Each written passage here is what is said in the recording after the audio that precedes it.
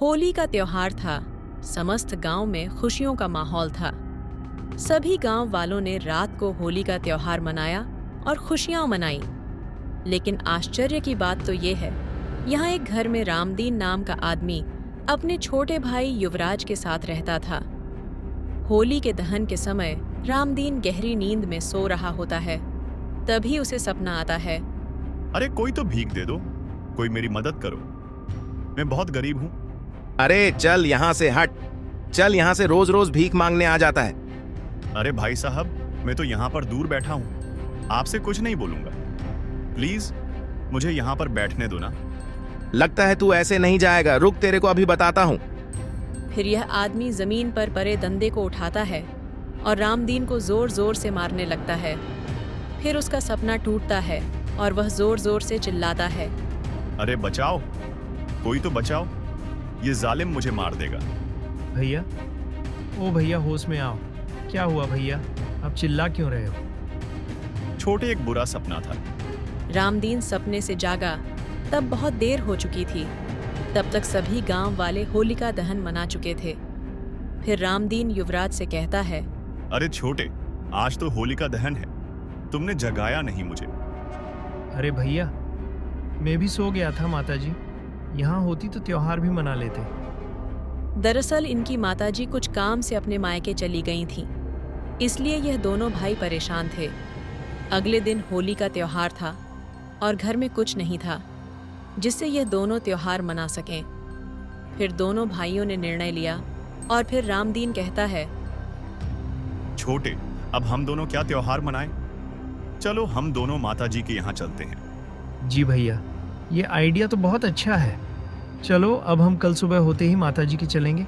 सुबह होते ही दोनों भाई अगले दिन अपने नानी के यहाँ अपनी माताजी के यहाँ चलने लगे।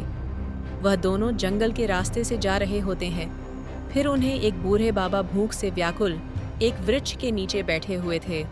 फिर रामदीन देखता है और कहता है, अरे छोटे, वो देख, बूढ़े बाबा शायद भूख प्यास से व्याकुल लग रहे हैं। हाँ भैया, चलो जाके पूछते हैं, शायद उन्हें हमारी मदद की जरूरत हो। बाबा जी, क्या हुआ? आप बहुत परेशान दिख रहे हो।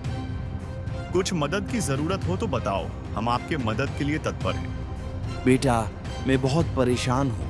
पास ही में मेरा घर है, तुम मुझे घर तक पहुँचा दोगे? जी बाबा जी, चलिए, हम आपकी सहायता करेंगे। फिर दोनों भाई बाबा जी को सहारे देते हुए उन्हें घर तक पहुंचा देते हैं। फिर बूढ़े बाबा कहते हैं, बेटा आ जाओ, बैठ जाओ, मेरी बेटी आती ही होगी। जी बाबा जी। फिर दोनों भाई जमीन पर बैठ जाते हैं और बहुत सारी बातें करते हैं। कुछ समय बाद बूढ़े बाबा की बेटी पवित्रा आ जाती है और कहती है, अरे बाबूजी, ये कौन है और हमारे घर में क्या कर रहे हैं? बेटी, ये बहुत खास मेहमान हैं। इन्होंने मेरी जान बचाई है। मैं वहाँ जंगल में था, तब इन्होंने मेरी मदद करी और मुझे यहाँ ले आए। भैया जी, आपका बहुत बहुत शुक्रिया, आपने मेरे बाबूजी की मदद करी। अरे इसमें शुक्रिया की क्या बात है, ये तो हमारा फर्ज था। अरे बेटी, बहुत भूख लग रही है, हम सभी के लिए खाना लगा दो। जी बाबूजी। फिर पवित्रा भोजन लगा देती है और सभी भोजन कर लेते हैं। भोजन करने के बाद रामदीन कहता है, अब हमें इजाजत दो, अब हम चलते हैं। हाँ बेटा, मुझसे मिलने आते रहना। जी बाबा जी। फिर दोनों भाई बूढ़े बाबा के घर से निकल आते हैं और आगे चलते जाते हैं। फिर उन्हें एक गांव नजर आता है। फिर रामदीन कहता है, अरे छोटे, वो देख, गांव में होली खेल रहे हैं।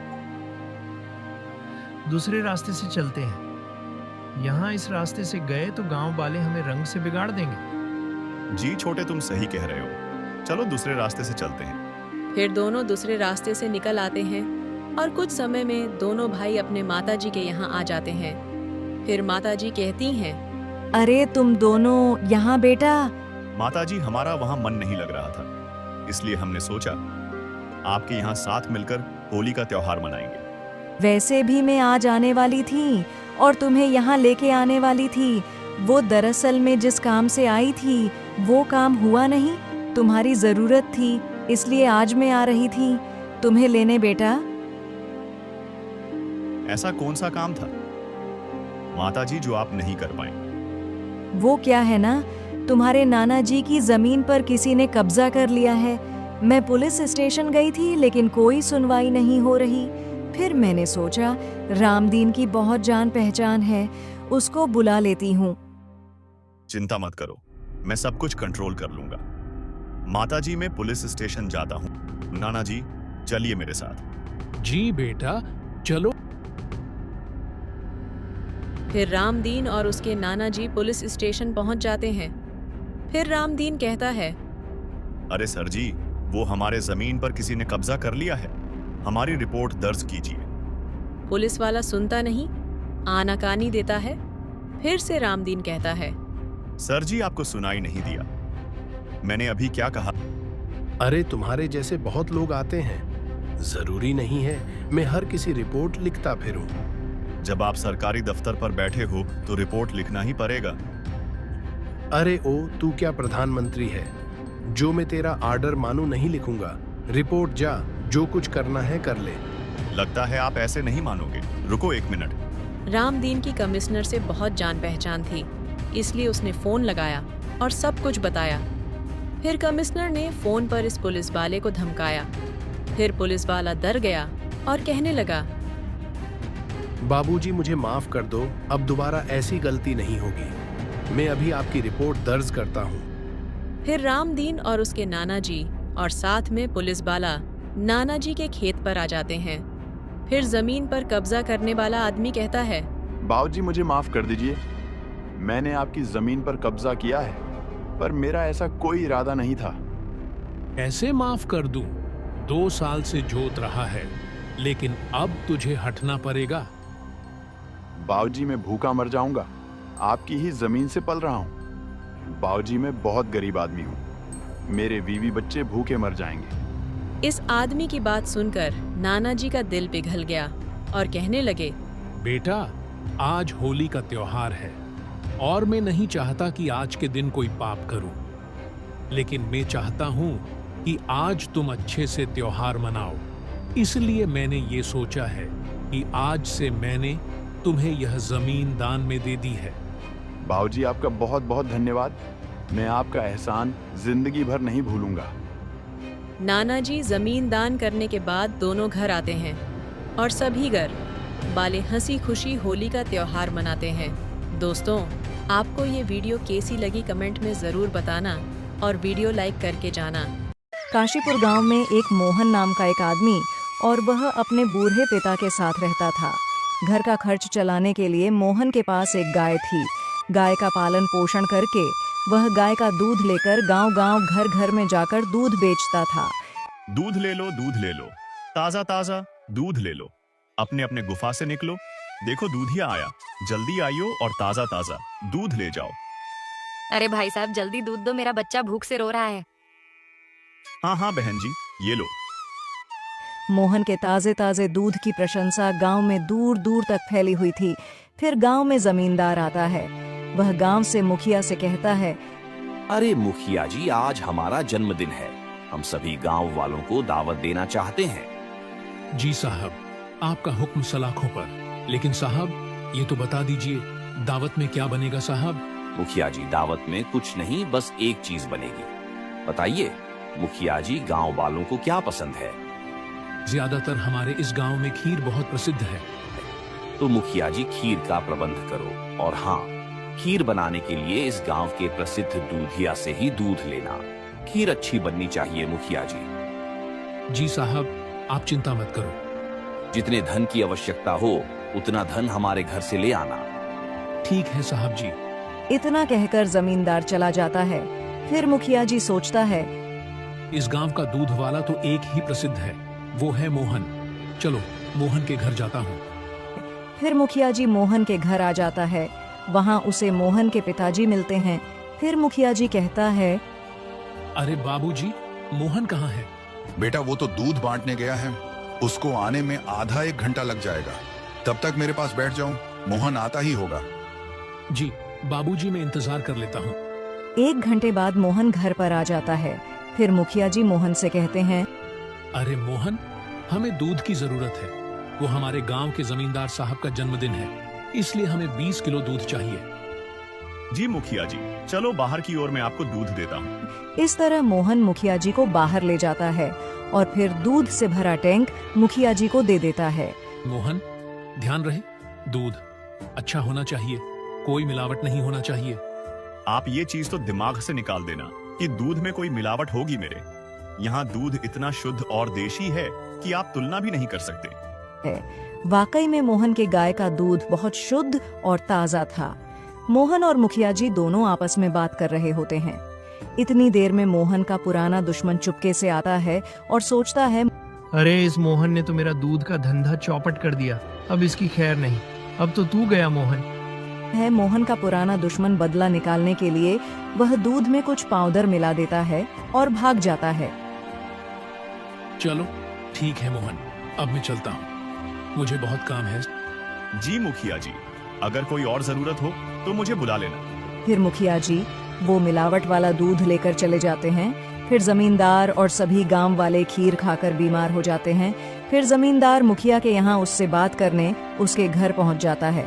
फिर जमींदार मुखिया से कहता है, क्यों रे मुखिया, दूध कहाँ से लिया था तूने? तेरी छोटी सी गलती ने मुझे बीमार कर दिया और मेरे साथ साथ इन गांव वालों को भी। अगर हमें कुछ हो गया फिर तो तू गया, सोच लेना फिर तेरा क्या होगा। साहब जी, मैंने कुछ नहीं किया है, वो तो मैं मोहन के घर से 20 किलो दूध लाया हूँ। अगर दूध में कुछ मिलावट होगी तो इसमें मेरा क्या कसूर? मुखिया सुन ले अपनी खैर, चाहता है तो उस मोहन के बच्चे को अभी के अभी यहाँ लेके आ। फिर मुखिया जी मोहन के यहाँ जाता है। मोहन सो रहा होता है।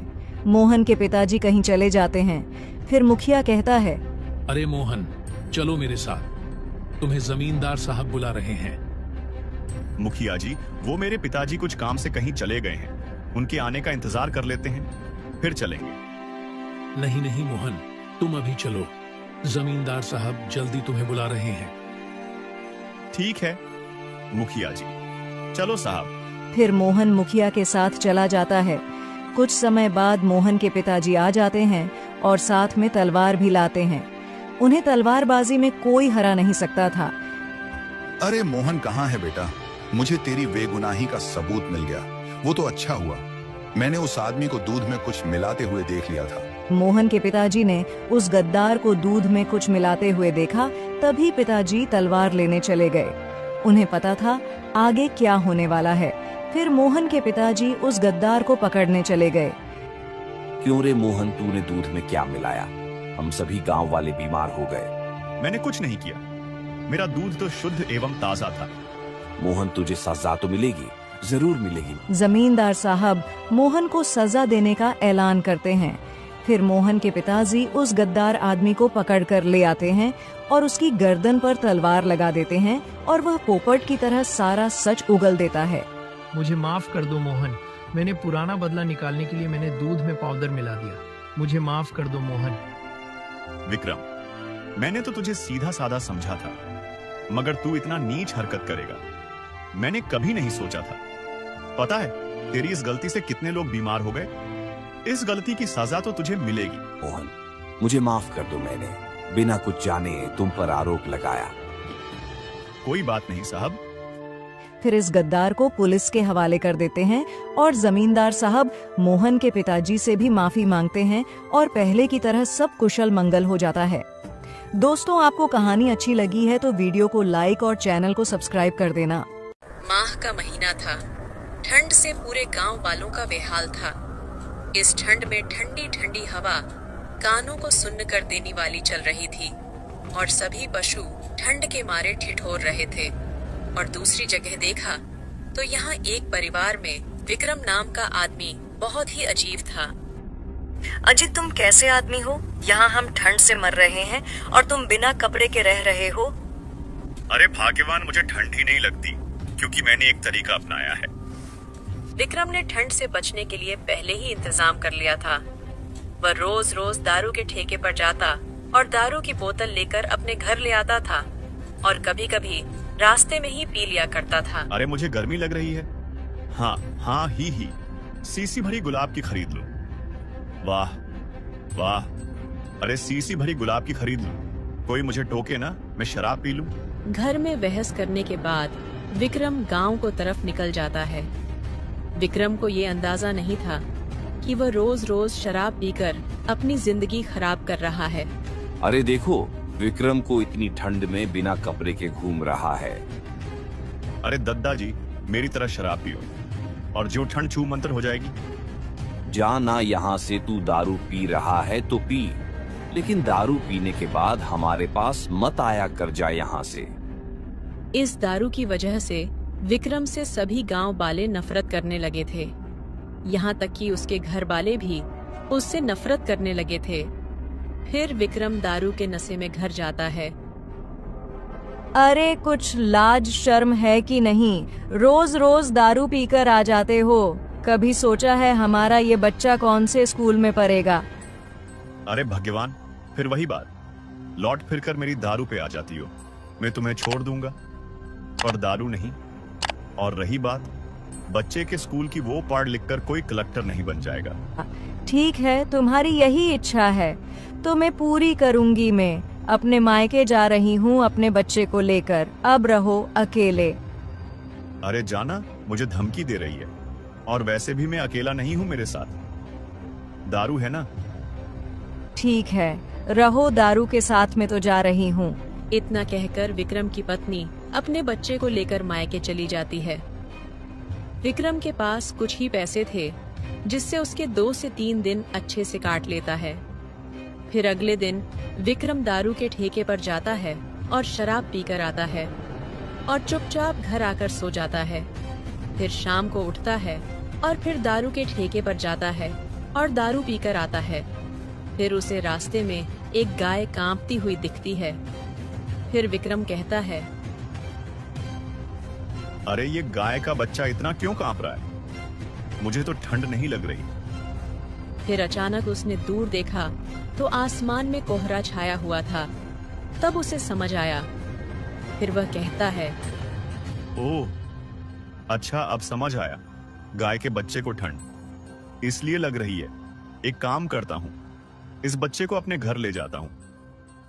फिर विक्रम जैसे तैसे गाय के बच्चे को अपने घर ले आता है और अपने बिस्तर पर लिटा देता है और कपड़े से उड़ा देता है। गाय माता, अब खुश हो ना? आपको कोई परेशानी तो नहीं हुई? आह, अब मुझे भी बहुत नींद आ रही है। अब मैं भी सो जाता हूँ। विक्रम को अगले दिन की चिंता नहीं थी कि उसकी जिंदगी अब कैसे कटेगी। उसको कोई अंदाजा नहीं था कि वह कल क्या खाएगा। फिर अगले दिन जब विक्रम उठा, अरे मेरा सिर इतना भारी भारी क्यों लग रहा है? और हाँ, कल रात को तो मैं एक गाय का बच्चा लाया था, वो कहाँ है? विक्रम, क्या तुम मुझे ढूंढ रहे हो? अरे नहीं, तुम कौन हो? मुझे डर लग रहा है। विक्रम ने जब गाय के बच्चे को बोलता हुआ सुना तो वह दंग रह गया और डरने लगा। दरअसल वो एक जादुई गाय थी, इसलिए वह बोल रही थी। फिर गाय विक्रम से कहती है, विक्रम, मुझे देखो, मैं तुम्हें कोई नुकसान नहीं पहुंचाऊंगी। मैं तुम्हारी मदद करूंगी, लेकिन मेरी एक शर्त पर मैं तुम्हारी मदद करूंगी। बोलो गाय माता, क्या शर्त है तुम्हारी?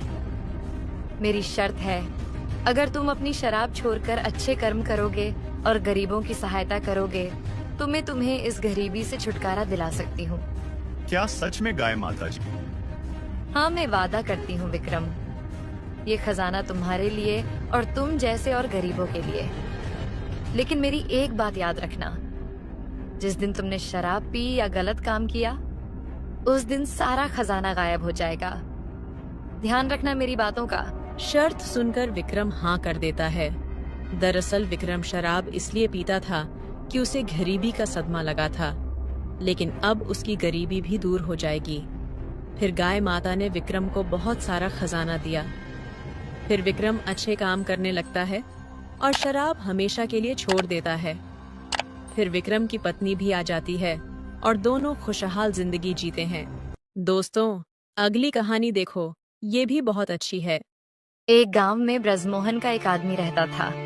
उसके परिवार में उसका बेटा संजू 19 वर्ष का और उसकी पत्नी का नाम निर्मला देवी था। एक दिन ब्रजमोहन अपने बेटे से कहता है, अरे बेटा, व्यापार में बहुत नुकसान हो रहा है। पता नहीं, मेरे समझ में कुछ नहीं हो रहा। अब हमारा घर का खर्च कैसे चलेगा? ब्रजमोहन को उसके व्यापार में काफी नुकसान हो चुका था। अपने पिता की बात सुनकर ब्रजमोहन का बेटा कहता है, पिताजी आप चिंता मत करो, मैं दूसरे देश जाऊंगा, कुछ काम तलाश लूंगा, आप चिंता मत करो। नहीं बेटा, तुम छोटे हो, तुम कैसे काम कर पाओगे बेटा? बेटा तुम सही कह रहे हो, तुम दूसरे देश जाओ और अपने पिताजी का सहारा बनो। बेटा देखो ना, तुम्हारे पिताजी कितने बूढ़े हो गए हैं बेटा, अब तुम्हें जिम्मेदारी संभालनी चाहिए। जी माँ, मैं कल सुबह शहर की ओर निकल जाऊंगा। फिर संजू अपने पिता को भी मना लेता है। फिर अगले दिन जब सुबह होती है तब संजू शहर जाने के लिए तैयार हो जाता है। तब उसके पिता कहते हैं, शहर जा रहे हो तो मेरी 2 बात याद रखना। हाँ पिताजी बताइए, कौन सी 2 बात है? बेटा पहली बात तो ये है कि तुम हर किसी की बातों में भरोसा मत करना, क्योंकि ये दुनिया बहुत खराब है, और जरूरत लोगों की हमेशा सहायता करना बेटा। और दूसरी बात ये है कि बड़ी से बड़ी मुश्किल क्यों ना हो, लेकिन तुम मुस्कुराते रहना, क्योंकि मुस्कुराने से आधी समस्या हल हो जाती है। बेटा मेरी इन 2 बातों का हमेशा याद रखना। जी पिताजी, मैं आपकी बातों का हमेशा याद रखूंगा। ब्रजमोहन ने अपने बेटे को 2 सीक्रेट बात बताई। फिर उसने अपने बेटे को कुछ धन दिया जिससे उसको रास्ते में कोई तकलीफ ना हो। फिर निर्मला देवी भी अपने बेटे को जाने के लिए इजाजत दे देती है।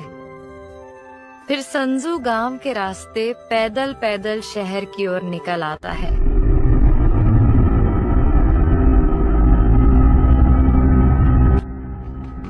अरे चलते चलते बहुत थक गया, कहीं बैठने की जगह भी नहीं, कहीं पैर की छांव मिल जाए तो थोड़ा आराम कर लूं।